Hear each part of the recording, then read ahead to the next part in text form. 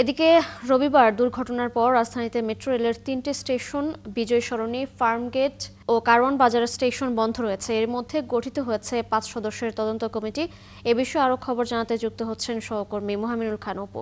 অপু, গতকাল মেট্রো রেলের দুর্ঘটনার পর তদন্ত কমিটি কি কাজ শুরু করেছে কিনা, কি বলছেন কর্তৃপক্ষ?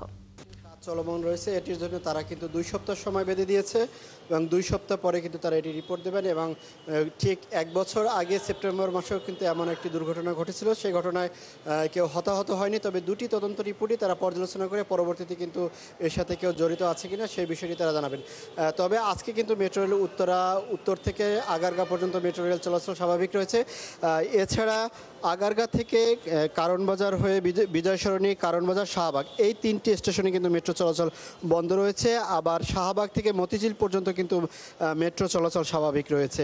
অর্থাৎ গতকাল দুর্ঘটনার পর পার হয়ে যাওয়া প্রায় ২০ ঘন্টা পার হলো, এখন পর্যন্ত কিন্তু আগারগাঁ থেকে মতিঝিল পর্যন্ত সরাসরি মেট্রো চলাচল চালু করতে পারেনি। তবে মতিঝিল থেকে শাহবাগ এবং শাহবাগ থেকে মতিঝিল কিন্তু মেট্রো চলাচল চলছে এবং ৩টি স্টেশনে অর্থাৎ ফার্মগেট, কারওয়ান বাজার এবং বিজয় সরণি 3টি মেট্রো স্টেশনে কিন্তু মেট্রো চলাচল বন্ধ রয়েছে। এবং যাত্রী যারা দেখতে পাচ্ছেন উত্তর থেকে এই আগারগাঁ পর্যন্ত যারা আসছেন, সংখ্যা প্রতি ৫ মিনিট পর পরে কিন্তু কয়েক শতাধিক যাত্রী আসছেন এবং এই যাত্রীদের তারা যেমনিভাবে আসছেন তাদের দুর্ভোগও কিন্তু চরম মাত্রায় পৌঁছেছে। তারা যখন আগারগাঁ মেট্রো স্টেশনের নিচে সড়কে যাচ্ছেন তখন কিন্তু তারা তেমন গাড়ি পাচ্ছেন না। দেখতেই পাচ্ছেন, যদি আমি চিত্রটি দেখাতে চাই, যে সড়কে কিন্তু যাত্রী যারা রয়েছেন তারা যে গাড়ির জন্য অপেক্ষমান রয়েছেন এবং অধিকাংশ যাত্রী কিন্তু পায়ে হেঁটে, অর্থাৎ ফার্মগেট, কারওয়ান বাজার, শাহবাগ রুটে যে সড়কটি রয়েছে, পায়ে হেঁটে আমরা অনেক যাত্রীকে কিন্তু যেতে দেখছি। এবং আমার ঠিক বাম পাশে যে আরেকটি সড়ক রয়েছে সেটি হচ্ছে মহাখালী গুলশনের দিকে,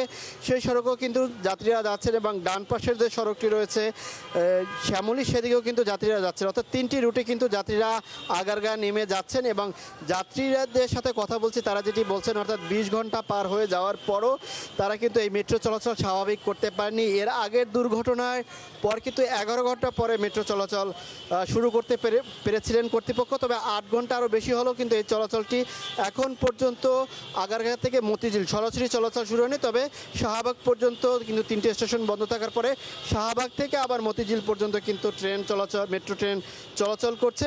যাত্রীরা কিন্তু এই মুহূর্তে আগারগাঁয়ে অসহনীয় দুর্ভোগের ভিতরে পড়েছেন। তারা কোনো ধরনের যানবাহন পাচ্ছে না, অনেকে পায়ে হেঁটে যাচ্ছেন, অনেকে বাসে যাওয়ার চেষ্টা করছেন, কেউ মোটরসাইকেলে যাচ্ছেন, সিএনজিতে যাচ্ছেন, নানান যানবাহন তারা কিন্তু ব্যবহার করছেন। তবে তারা নির্দিষ্ট সময় কিন্তু আজকে তাদের যে অফিস সেই সময় তারা পৌঁছতে পারবেন কিনা সেটি কিন্তু শঙ্কা প্রকাশ করছেন। আমি যদি ঠিক আমার পিছনের সড়কটি দেখাতে চাই, যে সেখানে কিন্তু সড়কের যে যান চলাচলে যে যানজট রয়েছে সেটি কিন্তু আমরা একটু দেখাবো।